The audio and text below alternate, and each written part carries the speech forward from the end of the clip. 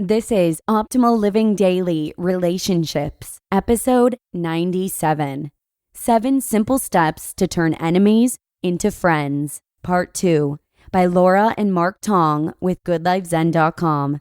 And I'm Joss Marie, your host and personal narrator right here on the Relationships edition of Optimal Living Daily. This is the show where Justin Mullick hand selects articles from some of the best relationship blogs in the world, and I get to read them to you every Monday through Friday for free.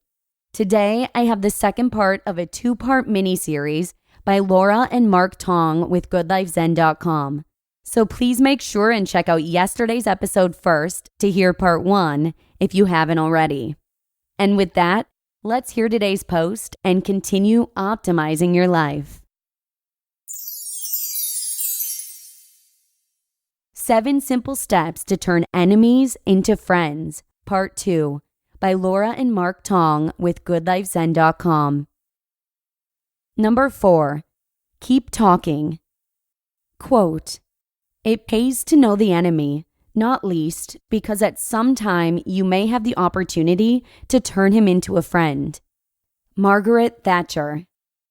When 2 countries are in an escalating dispute, the first thing the politicians do is withdraw their diplomatic staff. At the exact time they need all channels of communication open, they sever them, a disastrous policy for any hope of a resolution. Silence or avoidance never lead to an end to conflict. Even if the strength of the other person's animosity were to weaken over time, and oftentimes strengthens animosity, there would still be no agreement or harmony between you. Here's where your creativity kicks in. If they refuse to meet you, engineer opportunities to bump into each other. Keep the conversation going however you can. Remember, this is your decision. If your relationship with the person is toxic, this may be further than you choose to go. Still, it's worth considering. Where there's communication, there's still hope of resolution. Number 5, disarm them. Quote, "When armies are mobilized and issues joined, the man who is sorry over the fact will always win." Lao Tzu. Wow, at this point, you've managed to make some major shifts in your thinking toward this difficult person. Congratulations. Now, draw further on your resolve and follow up with a single, powerful action. Apologize. Be the one who is big enough to offer a heartfelt sorry. This is not a matter of right or wrong. It's a matter of promoting the best cause in life, friendship. Realize something about your relationship, or their perception of it, is twisting the tourniquet of their personal pain. Maybe they've misinterpreted an innocent conversation or action on your part. You may have unwittingly stamped all over their ego, beliefs, or even dreams. Whatever the case, you can still apologize. This selfless act tells them that you acknowledge their hurt as real and valid. Be big, be sensitive, be genuine. Number 6, overwhelm them.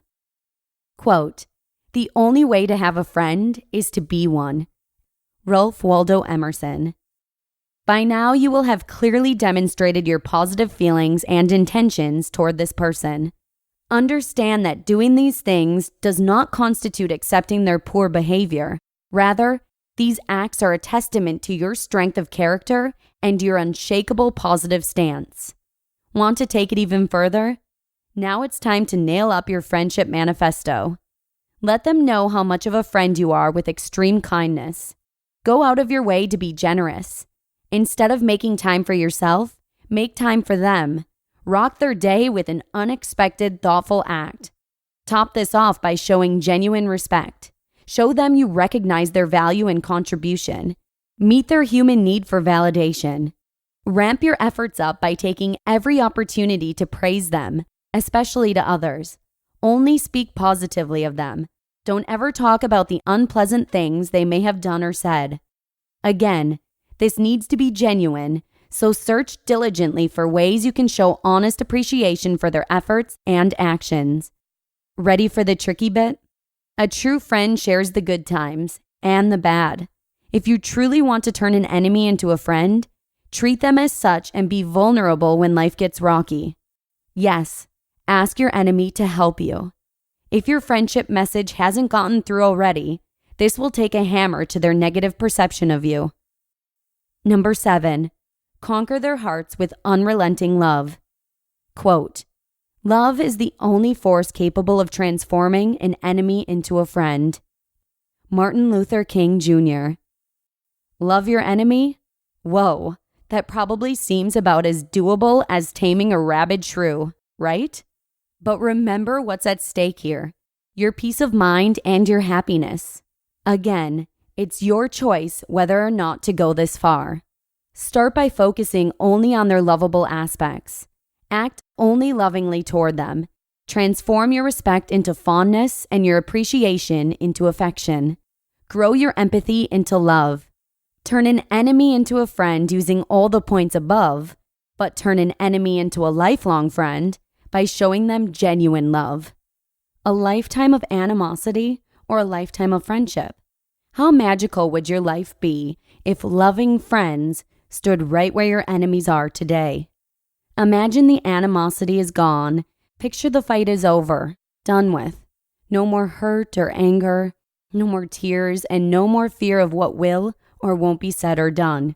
The whole situation gone, forgotten, never to be repeated.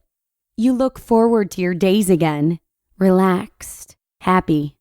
Hey, it isn't necessarily easy, and it isn't always going to work, but you never know until you try.